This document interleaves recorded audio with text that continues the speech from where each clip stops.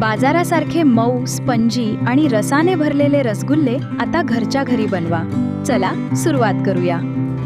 यासाठी लागेल दूध 1 लिटर फुल फॅट दूध, 2-3 टेबलस्पून लिंबाचा रस किंवा व्हिनेगर, 4 कप साखर, 4 कप पाणी आणि 2-3 वेलची. दूध चांगले उकळवा. गॅस मंद करून लिंबाचा रस घाला.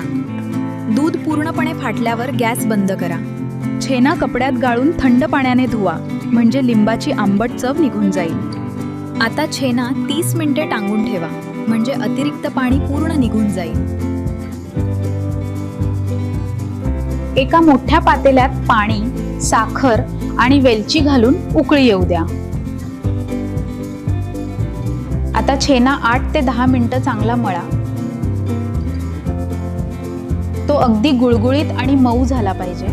आता लहान आणि भेगा नसलेले गुळगुळीत गोळे तयार करा.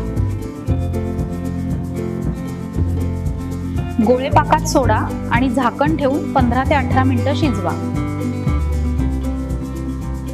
पहा, रसगुल्ले किती सुंदर फुगले आहेत. मऊ, स्पंजी आणि रसाने भरलेले घरगुती रसगुल्ले तयार. ही रेसिपी आवडली असेल तर व्हिडिओला लाईक करा, शेअर करा आणि अशाच स्वादिष्ट रेसिपीसाठी आमच्या चॅनलला फॉलो करायला विसरू नका.